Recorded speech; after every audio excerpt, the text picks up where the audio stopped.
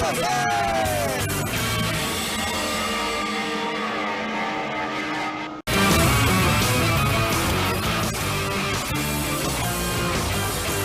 Altos e motos café.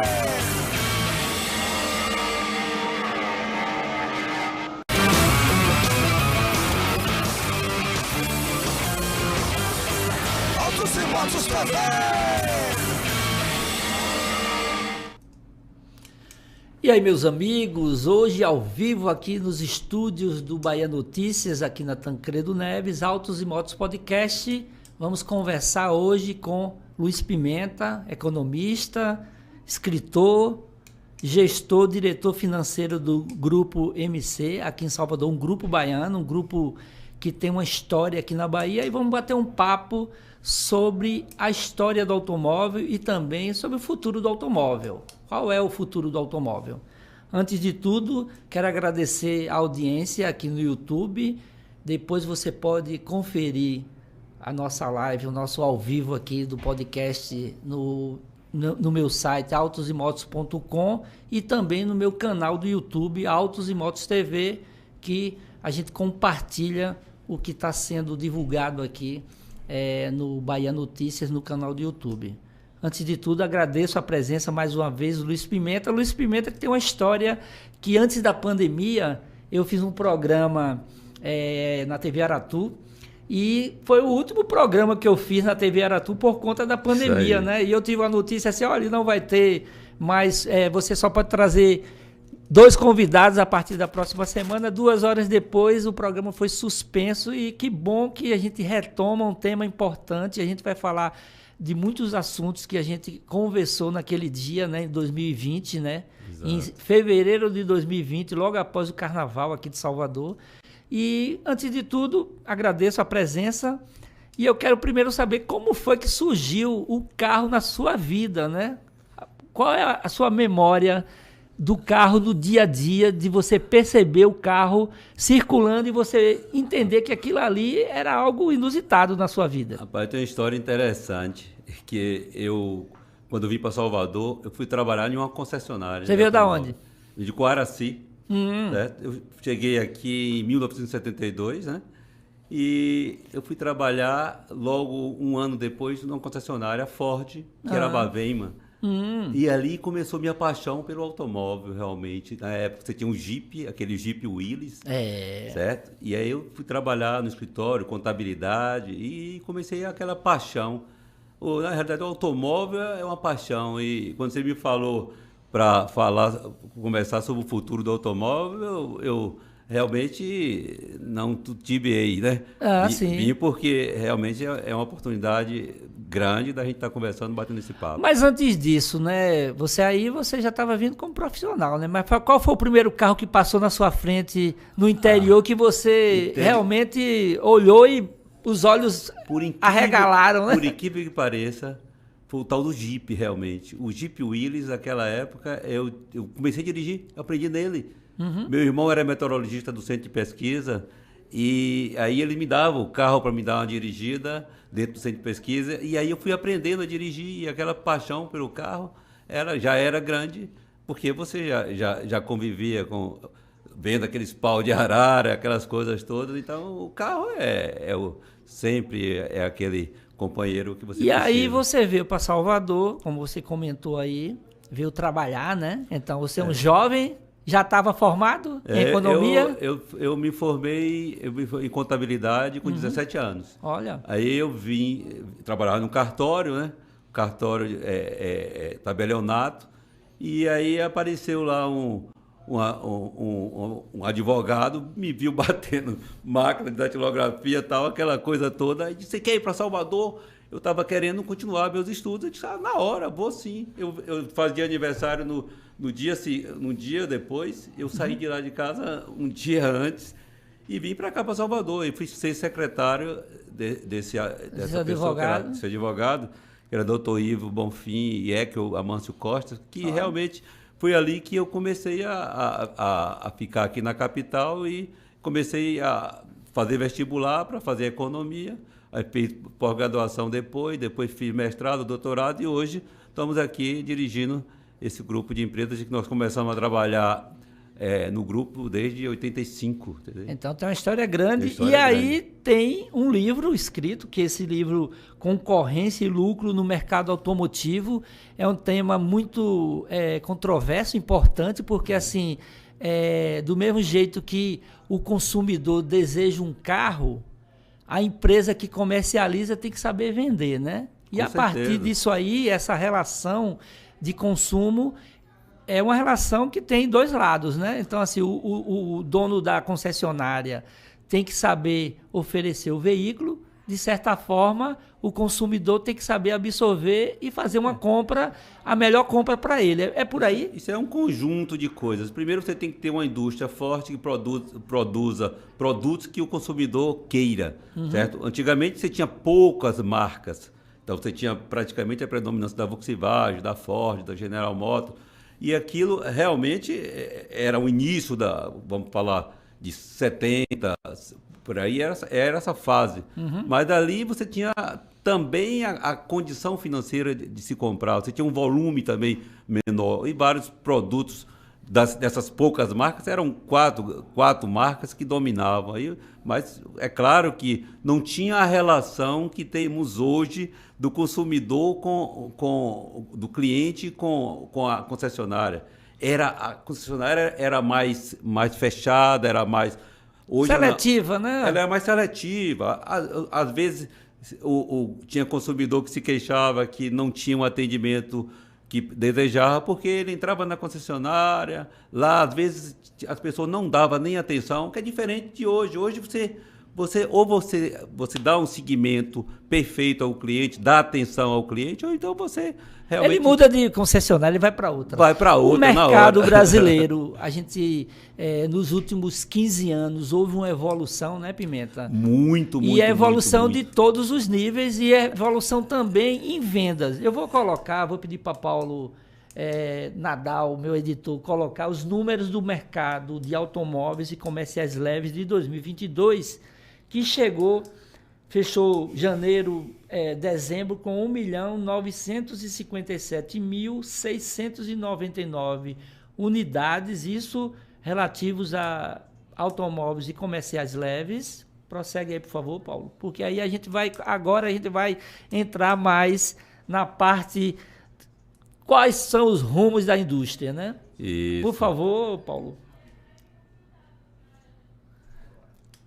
Agora, automóveis e comerciais leves, né? Fiat, depois de pelo menos 6 anos que Fiat em 2015 começou a renovar o portfólio, perdeu o mercado, né? A Fiat está com um trabalho fantástico, ela está com 22% do mercado, esse mercado hoje realmente competitivo, com tantas marcas, você tem hoje... E fez uma renovação completa, né? Porque assim, do mesmo jeito que ela aposentou carros que vendiam bem, como Uno, Palio, Bravo, conseguiu comercializar e a Fiat foi a que mais soube traduzir o desejo do consumidor. Realmente, você atingir 22% do mercado não é fácil. No mercado altamente competitivo, como você está vendo lá, que a GM conseguiu chegar a quase 15%, a Volks, que era líder lá com 13,7%, Toyota 9%, a Hyundai. Ainda tem mais aí embaixo. Tem mais, eu coloquei as 5, porque se você colocar as 10, a Ford está fora. Porque a Ford virou importadora agora, né? Então perdeu o volume. Mas a Renault ela vem logo aí depois na também, sequência. que vem forte também, entendeu? Por favor, Paulo, segue aí. Veículo mais vendido no mercado brasileiro, a gente vai falar um pouco mais sobre esse segmento de picapes, né, que surpreendentemente é o segundo ano que a Fiat Strada é o veículo mais vendido.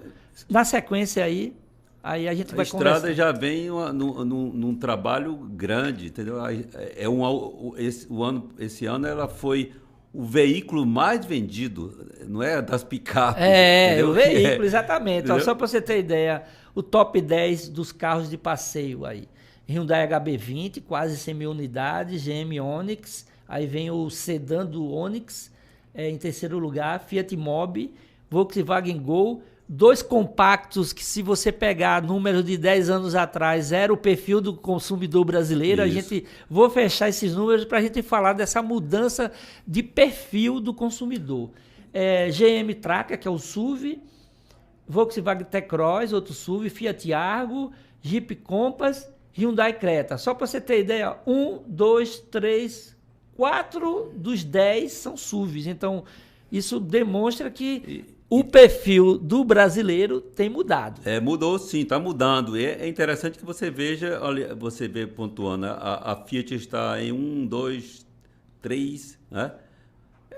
A Stellantis aí, se for Grupo ver. Stellantis, Se for Stellantis. Jeep 1, 2, O 3... que acontece? Né? Acontece, o mercado, os automóveis evoluíram bastante. Há uma evolução extraordinária no automóvel. Quando você olha para trás, você vai lá para 1900, que você vê o carro movido a lenha, né? Aquela coisa toda, você chega hoje já se falando em carro elétrico, já se falando em carro híbrido. Você veja que há uma evolução extraordinária. Então, muita tecnologia embarcada e muitas montadoras. Hoje você tem uma gama de montadoras, você tem praticamente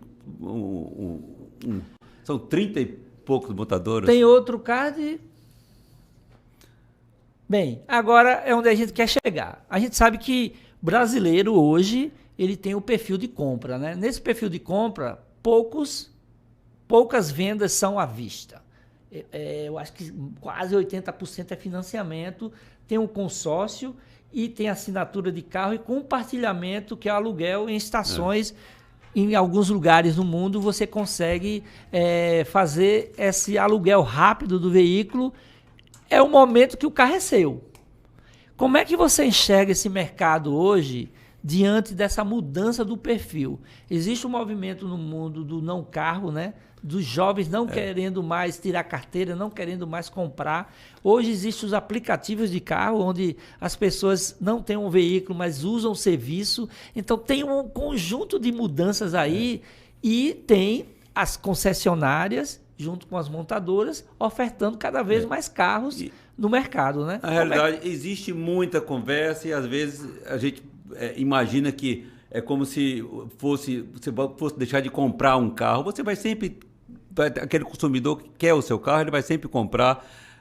A questão até seguindo o ritmo ali, para responder a sua pergunta, o financiamento vai depender muito se você tem juros mais baratos, se você tem facilidade do crédito, você vai e usa o crédito. Às vezes é mais vantagem você comprar um carro financiado, pegar aquele dinheiro que você vai comprar à vista e aplicar no seu negócio, né? Uhum. Do que, às vezes, você deixar de fazer o financiamento. No caso do consórcio, já é uma prática que se usa bastante também.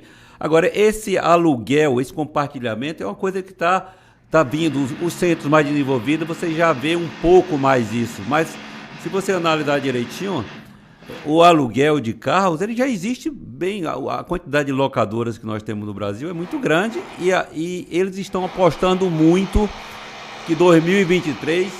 Rapaz, a gente tá brigando com a furadeira aqui, né? Esse mercado, bom que é ao vivo, né? Esse ele mercado, tá brigando com a furadeira. Esse mercado ele vai ampliar, vai aumentar. O que a tendência é aumentar mais a indústria, porque quando o problema de canal não é que o produto vai deixar de ser fabricado, você está fabricando e alguém vai consumir e vai escolher o canal, a vista, o financiado, o consórcio, a assinatura. Na verdade, também... é a mudança do perfil da aquisição do veículo, né? Sim, você tem várias oportunidades, você tem vários formatos. Então, hoje, você só não compra carro ou só não anda de carro quem não quiser. Se você não quiser comprar, você pode assinar, também uma compra, você está pagando um aluguel. De qualquer forma, a propriedade, ela não é aquela coisa tão importante como sempre existiu. Não, eu sou dono. O dono você é financiado, você está pagando. De qualquer forma, quando você paga, é um compromisso, você vende novamente e tanto faz você alugar também, é uma outra condição, depende da necessidade que você tem. Nesse mercado hoje, onde existem essa variedade de opções da maneira da compra, da aquisição, né? Como é que você enxerga o papel da concessionária, né? há um tempo atrás, as concessionárias eram gigantes. Hoje existe um perfil de concessionária mais smart, aquela concessionária menor, mas com um serviço mais efetivo e onde o pós-venda, muitas vezes, é mais importante do que a venda. Hoje, com os carros com mais tecnologia embarcada, naturalmente, a manutenção desses veículos é menor, é mais rápida. As concessionárias se prepararam e continuam se preparando para essa evolução.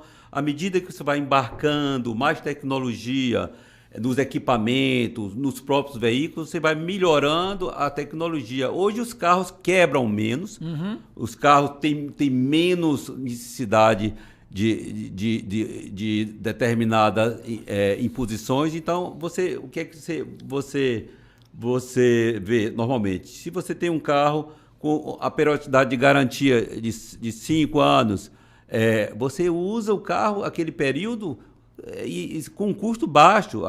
As garantias que são dadas hoje, ela ultrapassa aquela condição que era anterior de 1 ano. Você vê carro com 3 anos, 5 anos de garantia. Lá fora você já vê carro até com 10 anos de garantia. E assim vai. Então há uma certa agilidade das próprias concessionárias em oferecer o maior serviço para poder reter o cliente. Hoje o grande segredo está em você tratar o seu cliente. Hoje o cliente já não vai tanto nas concessionárias como ele ia antigamente. Antigamente, se você tinha o seu volume de venda estava muito relacionada com a quantidade de pessoas que entrassem. Hoje é diferente. Você já compra um carro praticamente usando os meios de comunicação, vai menos na concessionária.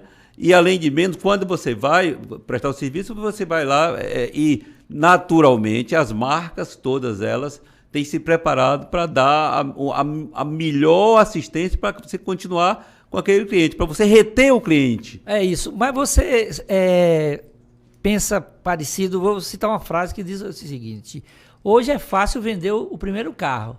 O segundo, você tem que reter esse cliente com serviços e com um bom relacionamento, né? Hoje é uma concessionária, ela está mais pautada pelo bom relacionamento, e aí é onde entra que o vendedor, ele hoje mudou para uma terminologia que é um consultor de vendas. Então, quando o cliente ele chega lá, ele já sabe tudo do veículo por conta das redes sociais, da internet, desse mundo globalizado. Não é por aí, Pimenta? Isso eu digo mais que é um conjunto. Olha, você tem que ter o produto tem que ser bom e de qualidade, a montadora tem que dar assistência, tem que ter peças de reposição, e aí você tem também, aí você tem que separar um pouco, ó.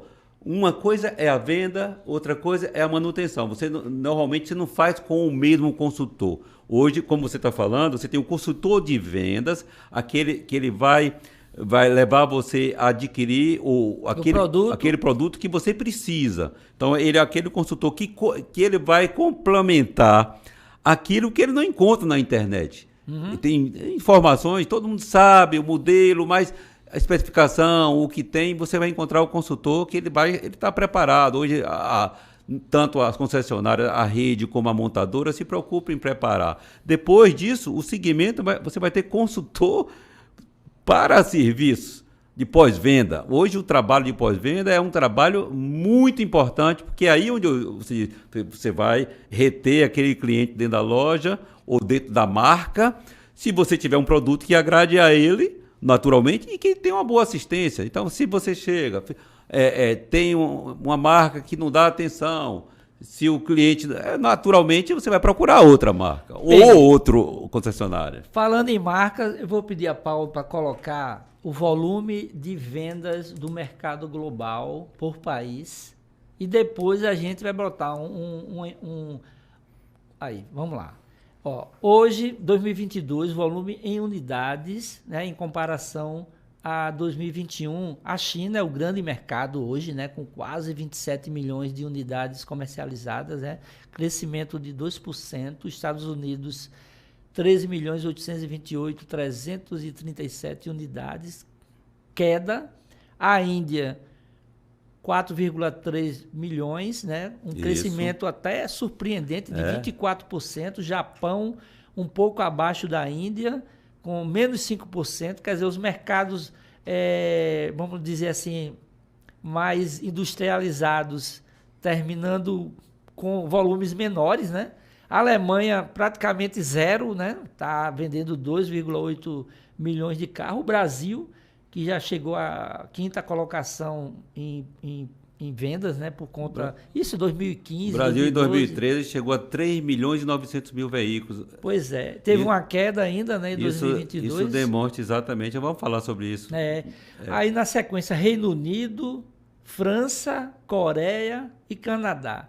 Dos países citados, somente o Brasil e o Canadá não têm montadora de fato, porque a Caoa Chery é uma montadora com uma participação chinesa, né? Então, assim, se você pegar Coreia, França, Reino Unido, Alemanha, Japão, Estados Unidos e também a China, porque tem muitas marcas que são desconhecidas, mas que chegam forte no mercado global. Na China, se produz todas as marcas, mais de 50% dos produtos da China, fabricados na China, são dessas montadoras, da GM, da Ford, de todas as marcas. Existia a parceria, né? A joint venture. Exatamente. O ano passado, a China já liberou você entrar com capital 100% estrangeiro, que era 50%. Mas essa produção está mais massificada em função disso, porque é o mundo todo produzindo na China. Querendo vender lá no mercado chinês também. Só vender lá e de lá vender para os outros países. Né? Para o mundo. E aí vamos lá mostrar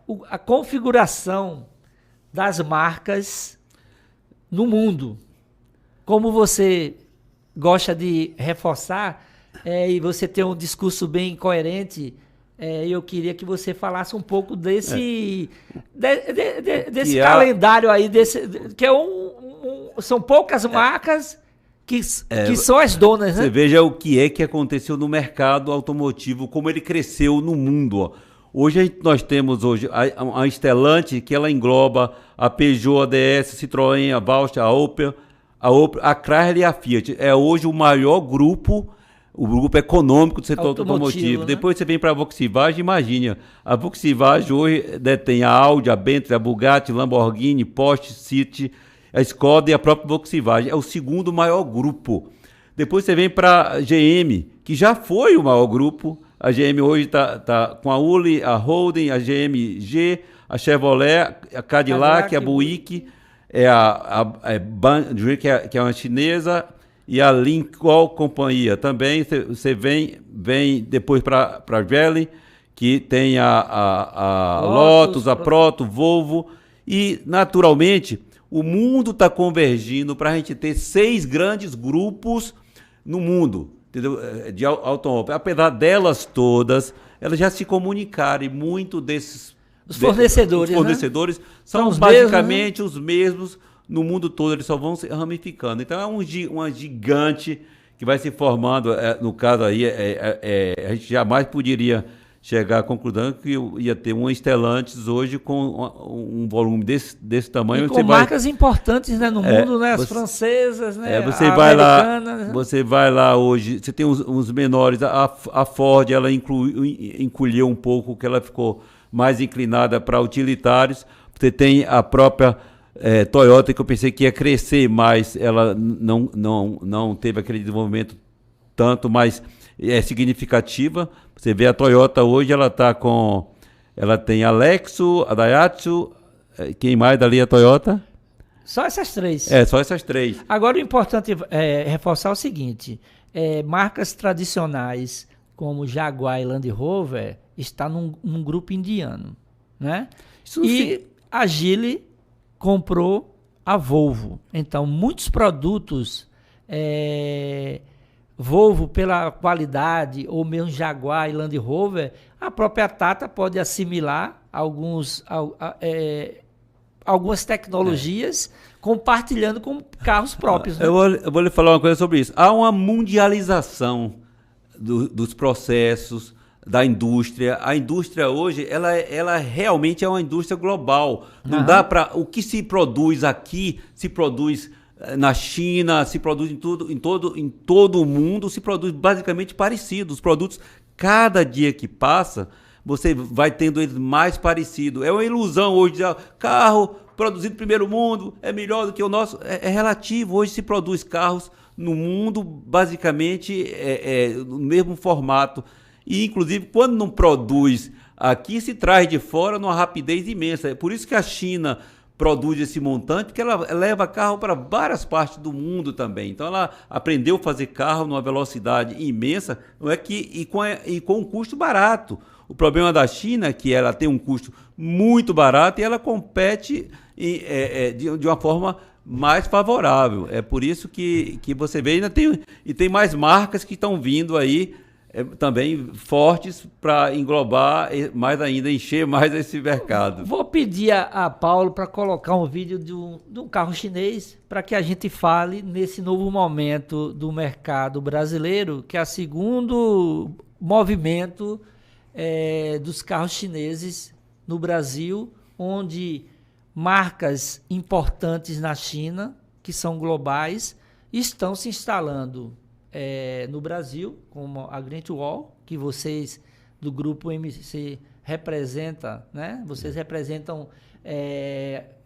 Daqui a pouco vocês vão ter concessionárias aqui, né, em Salvador. Representando em toda a Bahia. Como é que é esse movimento dos carros chineses? Vou usar uma frase. O brasileiro ainda vai ter um carro chinês estacionado na garagem? Eu vou lhe dizer o seguinte, a China, ela deu um exemplo para o mundo de tecnologia. Ela cresceu bastante. Aquela coisa da China lá atrás, de 20 anos, 30 anos atrás, ela sumiu. Hoje a China tem trazido para o mercado muita tecnologia. O GWM mesmo é um exemplo disso. São carros de uma alta performance. No caso esse carro que está rodando, por exemplo, o Aval, esse carro tem uma performance, uma autonomia de mais de 1.000 quilômetros. Você tem motor a gasolina com elétrico, que você... É um híbrido, né? É um híbrido que você vai recarregando a parte elétrica, então... e uma tecnologia bonito e realmente mais caminhando para o digital.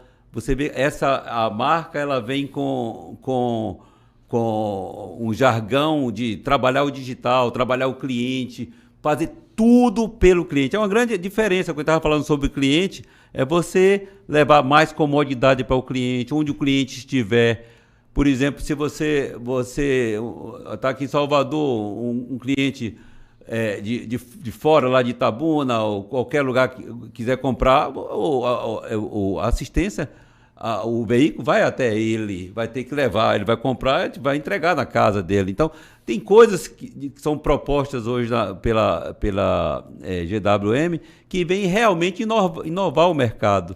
E é um produto que você vai ter uma concessionária que vai dar o melhor atendimento possível. Como é que o Grupo MC está configurado hoje, né? Recentemente, terminaram fazendo o distrato com a Ford em relação a esse novo momento da Ford, mas naturalmente o braço da empresa automotiva continua forte e vocês já têm um planejamento para 2023 em relação a novas concessionárias. Não é bem distrato, nós chegamos a ter 9 concessionárias Ford e 5 de caminhões. A Ford saiu do Brasil.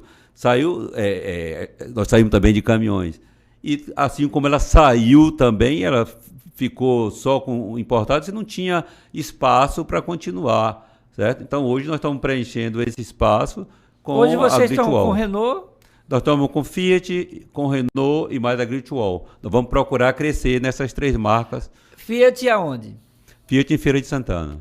Renault aqui em Feira de Santana. Aqui é Salvador. Bruni. Aqui você tem Bruni e em Feira de Santana é a Jubiabá. Certo. Lá em Feira de Santana nós temos duas concessionárias Fiat. E o mais interessante é que vocês estão trazendo um nome que é um nome forte do grupo, o nome da concessionária Morena para a Great Wall, né? Exato. E nós estamos no mercado desde 72, então é um nome forte, era a Norauto o nome, então a pessoa confundia Norauto com a Ford.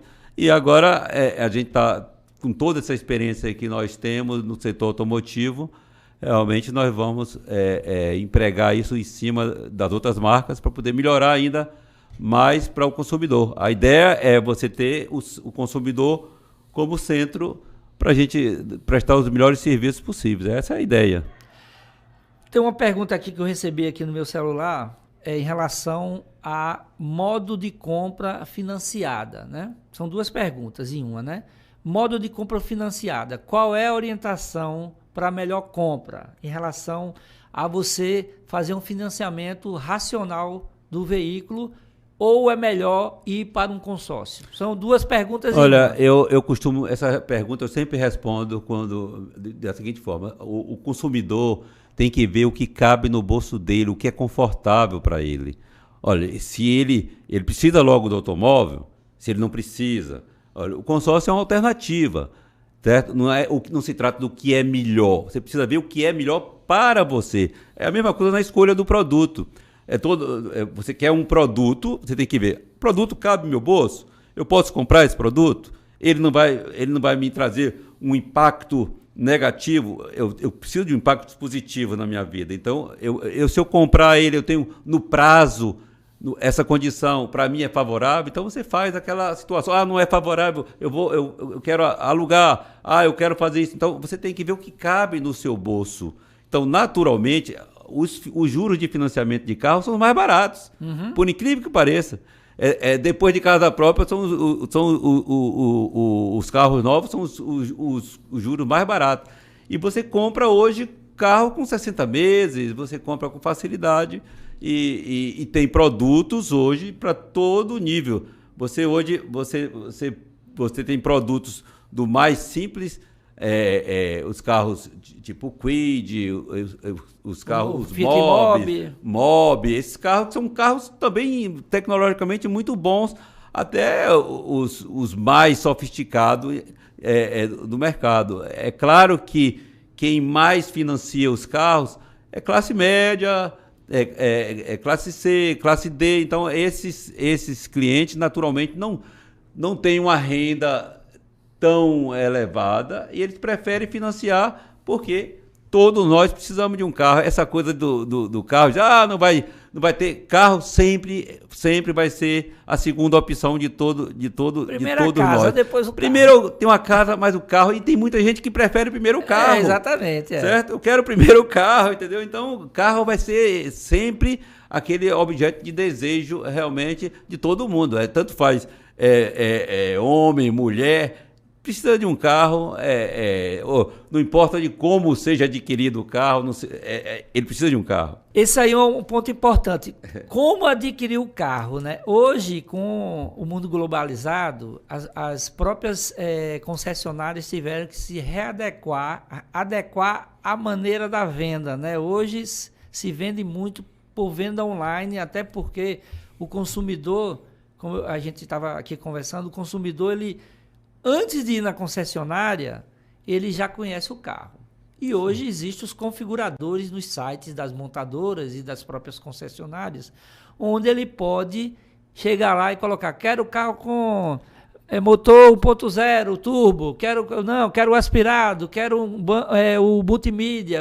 Então ele configura o carro. Essa venda online, você acredita que não há mais volta? Não, ela já acontece de diversas formas, assim, ó. Você tem ideia, é o famoso lead. Lead, ó. Na hora que você entra num site, nem todo mundo entra no site, mas quando você entra no site, entra e escolhe o produto, aquilo ali você tá direcionando um lead que cai até aquela concessionária. Aquela informação que está ali vai para a concessionária mais próxima da marca que você está colocando aí.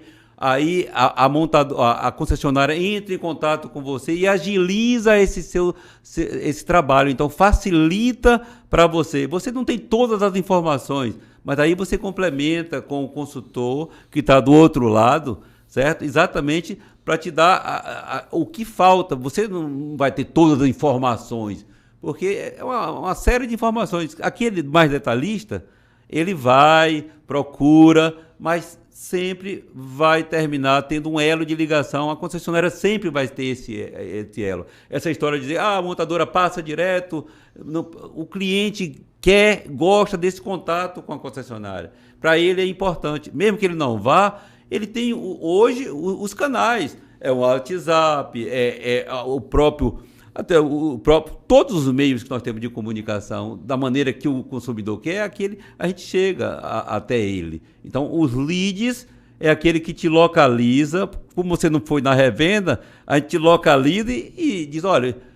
traz ele para dentro da concessionária. Para buscar o carro. Isso, né? Às vezes ele nem vai na concessionária, só vai lá receber o carro, entendeu? Então, isso já acontece naturalmente no dia a dia, porque é o facilitador, a tecnologia... ela é facilitadora, entendeu, Roberto? Então, ela é aquele elo que une o consumidor à concessionária e à montadora. Então, a concessionária ela faz o papel da montadora ou do fabricante para te oferecer os melhores serviços e o melhor atendimento. Porque se você é bem atendido, hoje é melhor, muito mais, do que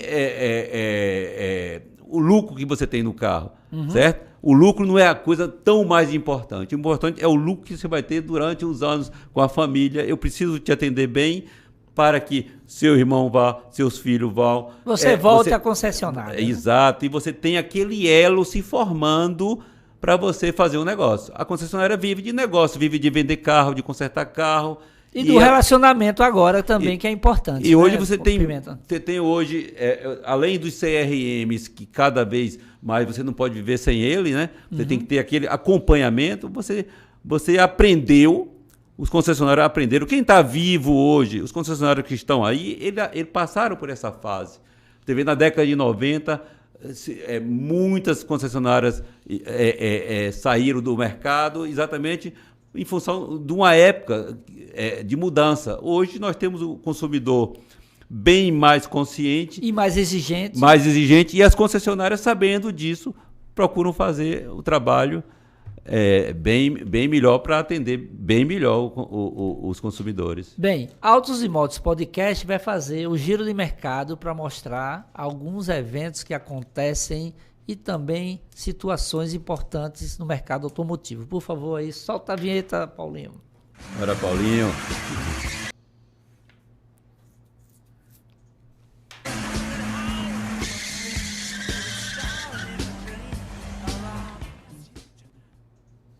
Bem, Autos e Motos Podcast, aqui valorizando aqui os eventos que acontecem na Bahia, Rally do Sisal. Semana passada eu tinha dado uma data, né? Houve uma mudança, né?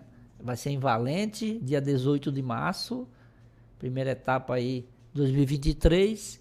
Na sequência, tem aí em março o lançamento do Nissan Sentra, vindo agora do México com motor aspirado 2.0, um carro que está com um visual bem interessante.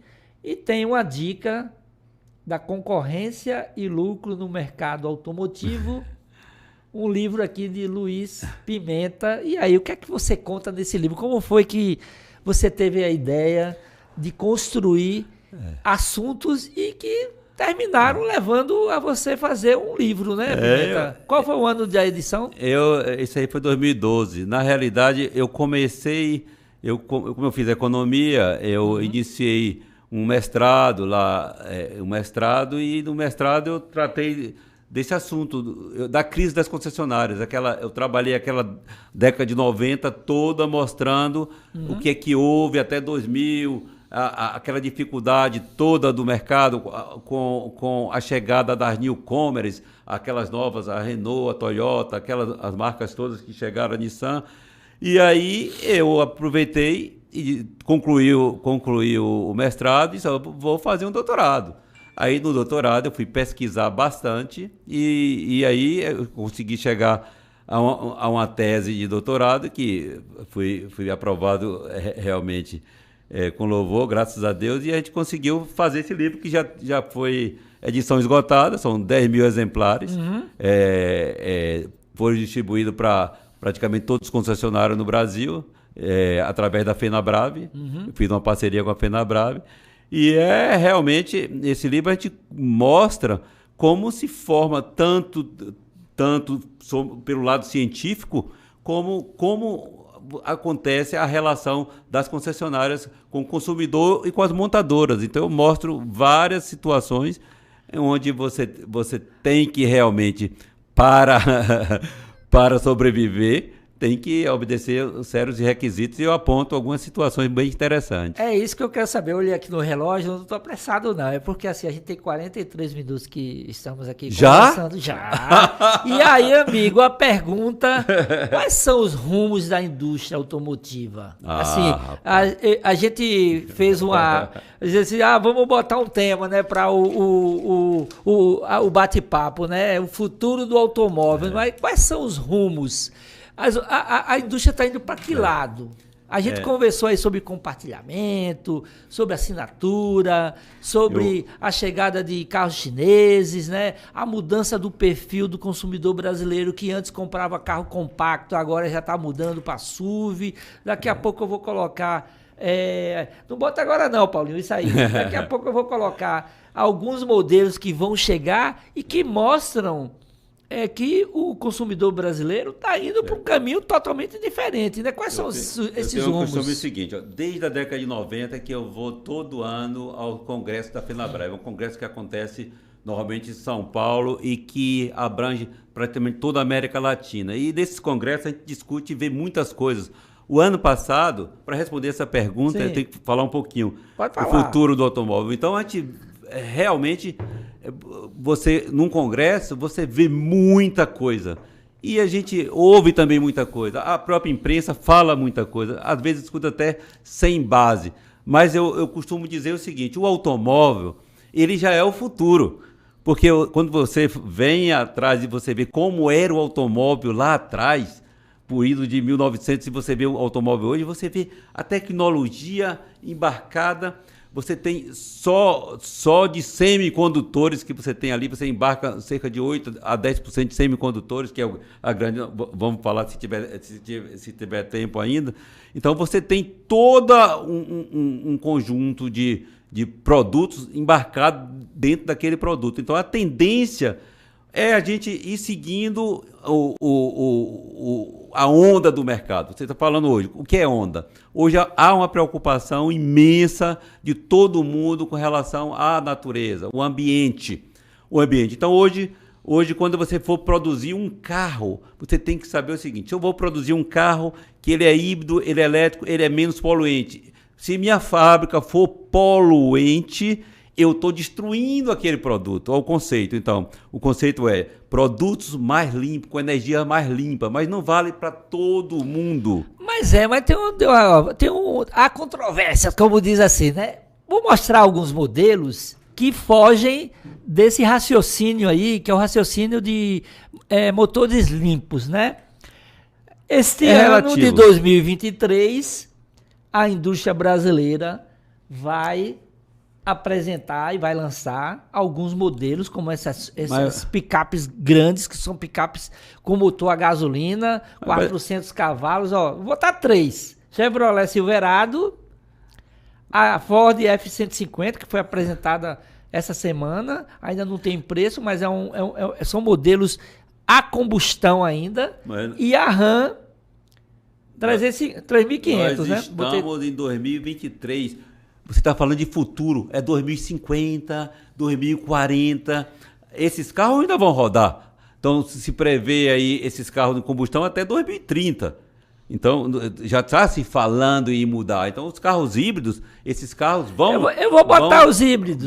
Aí vamos dar sequência aí, por favor, Paulo. Tem as picapes menores, né? Sim. Como a gente colocou que a Fiat Strada é o veículo mais vendido no mercado brasileiro, as outras marcas correram para ter seu produto nesse segmento. Chevrolet Montana acabou de ser apresentado essa semana. Mas não vai ser fácil. Aí vamos lá, na sequência. A estrada tem essa Hyundai Santa Cruz que já tem no mercado americano, que pode ser lançado aí, a gente não sabe, já tem uns 4 anos que esse carro, todo mundo fala que a Hyundai vai lançar essa picape no segmento entre estrada e entre touro. E a próxima tem Oroch Renault Oroch que você comercializa muito aqui em boa, Salvador. Eu até tô com uma de test drive lá em casa. E tem ali uma outra Toro é líder. que é líder do mercado líder dela. do Né? mercado. Como é que você percebe esse surgimento de picapes no Brasil? É assim, realmente. O Brasil é agrícola, é agro. Você vê, o agro, ele chama esses carros. Esse carro caiu no gosto do consumidor. Quando você vai para os Estados Unidos, por exemplo, a F-150 é mais vendida nos Estados Unidos. Há muito tendência tempo, né? do mercado aqui no Brasil também é ainda avançar em picape. Você veja bem o caso da Estrada. A Estrada foi o veículo mais vendido no 2022, país. Essa coisa não é surpresa. A tendência é você ter. E a questão de motorização, ela vai acompanhando a estruturação do mercado, esses movimentos, ele vai se harmonizando, não vai deixar de ter. Você vai ter, eu não acredito, inclusive, que você tenha carros puramente elétricos. Vai ser muito, muito pouco, mas o volume vai ser carros híbridos. Carros híbridos cada vez mais vai ser a tendência natural. Nós estamos vivendo um momento agora que é o momento que vai caminhando os desejos de transformação, que nós vamos demorar ainda um bom tempo nessa caminhada. Você lembra carro a álcool como foi no Brasil, como demorou? É hoje? verdade. Então, E aí tem a chinesa, vou pedir aí para colocar na sequência, a chinesa aí, a Great Wall com Raval H6. Bota aí, por favor. Aí tem aí a BYD com Song Plus, que é outro modelo também chinês. E tem, como eu falei, a Caoa Chery, que tem o Tiggo 8, que é um carro híbrido. São 3 híbridos aí. são carros já produzidos aqui. É uma tendência. Na realidade, essas montadoras, elas começam a produzir localmente, porque não tem... Ela começa a trazer e começa a produzir. O caso da Chery já está produzindo. A GWM já tem uma fábrica, comprou a fábrica da Mercedes, já está iniciando, né? Vai começar produzindo aqui também. Vem picapes também. Eu sei. Vem picape, vem mais produtos. Então, a tendência é você produzir no mercado, você ter possibilidade de ter custos mais baixos, certo? É outra coisa. Nós temos uma política no país de tributação que é um pouco perversa para quem traz carros de fora. Então, a tendência é você ter a produção nacional realmente. Então, você acredita, assim, que o mercado brasileiro, vamos falar em tendência, no mercado brasileiro, por ter o motor flex, que tem o etanol ali como combustível limpo, é uma possibilidade que não vai se extinguir? Eu digo mais, o Brasil está na frente dos carros mais limpos. Os nossos carros flex já são híbridos. Agora você entra. A eletricidade, no caso do Brasil, passa a ser um pouco difícil, porque você tem no Brasil um problema de energia, certo? A produção, se o Brasil crescer, por exemplo, 3 anos a 4%, falta energia. Então ele está buscando essa coisa da energia solar, da energia eólica, ela vai compensando, vai melhorando. Mas você não tem grandes investimentos em hidrelétricas, você já não tem mais espaço para fazer. Então, se o governo liberar, por exemplo, carros elétricos, baratear, você vai ter problemas também de energia. Então, essa é uma coisa que vai ser lento, normalmente lenta, está se prevendo, como eu lhe falei, no último congresso que eu fui agora, o ano passado, agora em agosto, a gente já viu uma análise dos carros elétricos, puramente elétricos, o que vai acontecer. Está se falando lá para 2050, você tem uns 40% de carros híbridos, você vai ter carros puramente elétricos, mas a tendência maior vai ser carros híbridos. Então, esse é o compasso, entendeu? O movimento é esse, eu acho importante a gente falar, porque assim, o movimento. A gente está tentando discutir algo que já está acontecendo, né? Assim, a gente tem modelos flex no Brasil, aí tem esse crescimento da onda dos carros híbridos e dos elétricos. O mercado está aí, está seguindo. E também, em paralelo, tem a chegada desses carros picapes a gasolina. As vendas dos carros elétricos já estão começando a vender. Tem um volumezinho que vai, mas ele não vai ter aquele volume tão grande. Não esqueça, não vai ter esse movimento grande. Nós estamos hoje no Brasil patinando com relação à produção, Pra você ter uma ideia, em 2013 a gente produzia quase 4 milhões de carros, esse ano está chegando a 2 milhões. Então, o aumento de carro vai depender muito da economia. Se o PIB do país aumentar, se houver crescimento, vai haver maior crescimento de renda e aí vai haver maior volume de vendas, consequentemente vai haver maior produção. Para você ter uma ideia, a indústria brasileira hoje tem capacidade de produzir mais de 6 milhões de veículos. No entanto, está fazendo só 2 milhões. A gente espera que não saia nenhuma montadora e que as pessoas tenham um trabalho e tenham renda suficiente para continuar comprando seu carro. Pimenta, vamos lá. 2023 tem a chegada da Great Wall aqui em Salvador. Vocês iniciam agora em março, após o Carnaval, com um ponto de vendas no Shopping Salvador. Isso. Salvador Shopping, né? Isso. Na sequência, vocês inauguram a primeira concessionária, que deve ser no comecinho do segundo semestre, né? Eu acho que é mais ou menos aí. E aí a primeira concessionária em Salvador, são duas, né? A primeira ali na Avenida Luiz Eduardo na Paralela. Magalhães, e na Paralela. Na Paralela nós vamos ter a revenda lá na Paralela. Na Luiz Eduardo é um centro de distribuição. Lá é um centro de distribuição onde nós vamos distribuir para a Bahia toda. Ah, que bom. Entendeu? Lá é um centro de distribuição. Então a ideia é essa. Entendeu? Nós já iniciamos aqui, primeiro com o ponto no Salvador Shopping, já fazendo para o mês já uma pré-reserva, certo? Daí até ficar pronta a instalação na Paralela, que a gente Então a Paralela é a primeira loja. É, a primeira loja. Uhum. E aí nós vamos ter na Luiz Eduardo já um centro de distribuição. Já está tudo realmente se andando. A Great Wall já vem trabalhando nessa situação. E a própria fábrica já vem também a todo vapor trabalhando. Já começaram a chegar carros, né? Os carros já estão começando a chegar, e isso é importante para se iniciar. Dicas de passagem, né, Roberto? Você está saindo uma rede que está começando do zero. Exato. Ela está começando do zero. O que ela está começando, ela vai procurar fazer tudo voltado para o consumidor de uma forma mais dinâmica, porque você não tem outros grupos para atrapalhar. Na realidade, ela fez uma escolha de fazer os trabalhos com 28 grupos só no Brasil. Claro, tem alguns mercados que tem mais de um grupo, mas a ideia é fazer isso para fortalecer a marca e fortalecer o consumidor para dar um melhor atendimento, né? E aí, você está otimista com o futuro do automóvel?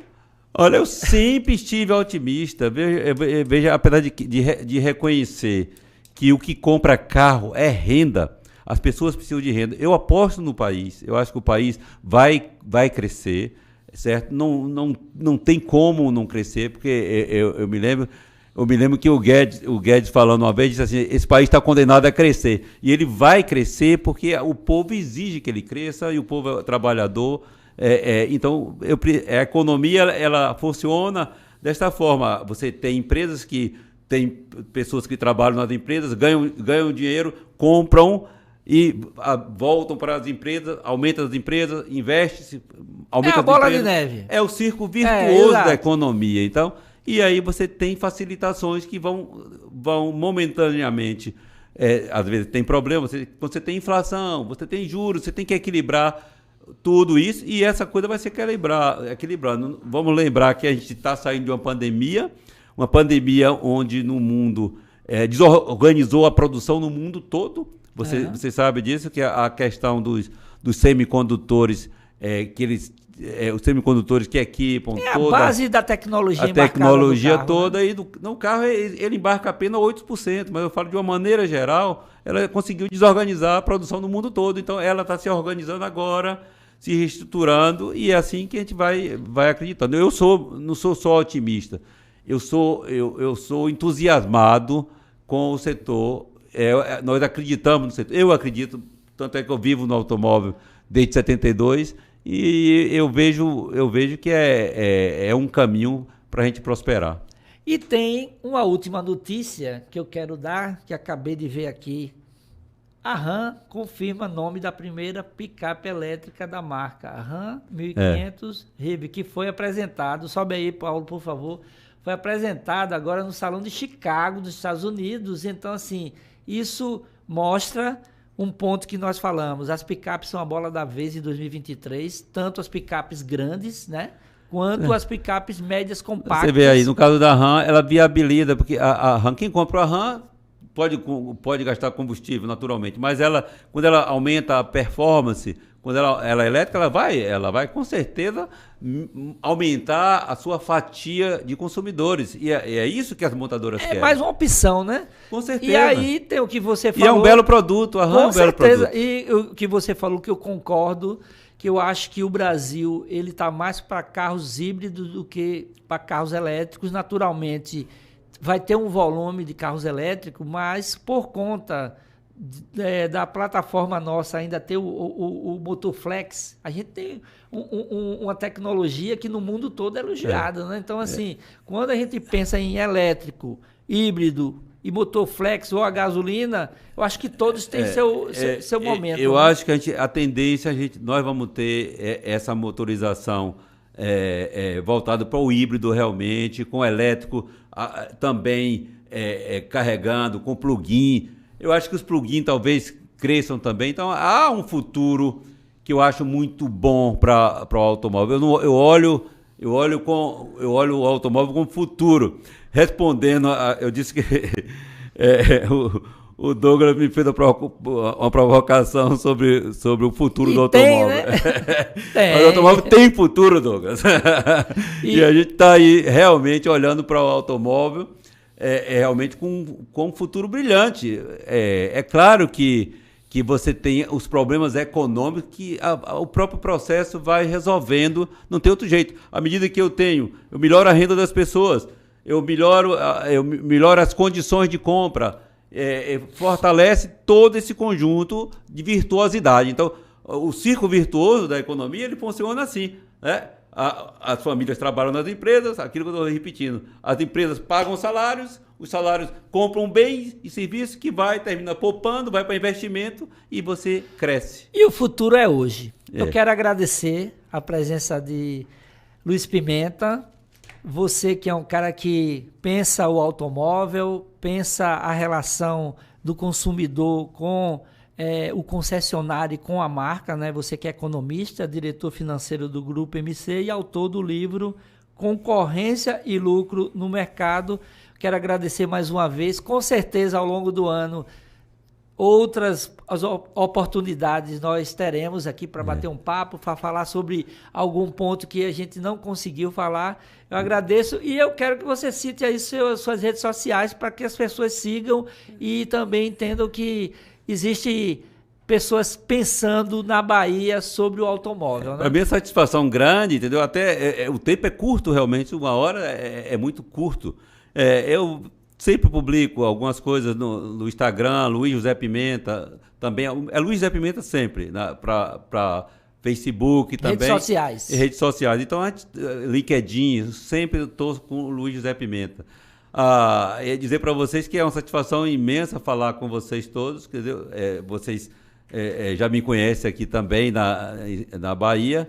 Eu sou ligado ao automóvel mesmo, sou apaixonado por automóvel e acredito no automóvel e realmente vamos ficar com vocês ainda. Eu pretendo viver mais de 100 anos, né? Com certeza. Então vamos ter muito tempo juntos ainda. Bem, eu agradeço mais uma vez. Bem, Autos e Motos Podcast está acabando. Se você quiser mais informações, você pode vir aqui no site bahianoticias.com.br. Tem minha coluna toda quinta-feira. Tem também meu podcast 19 horas no canal do YouTube. Vamos dar uma estacionada. A Bahia está fervendo, né, Paulo? Só tem agora assunto voltado ao carnaval. A gente vai dar uma parada, Pimenta, durante 2 semanas e voltamos na primeira semana de março com mais informações sobre o mundo automotivo. E como eu gosto de encerrar, vamos acelerar. Vamos.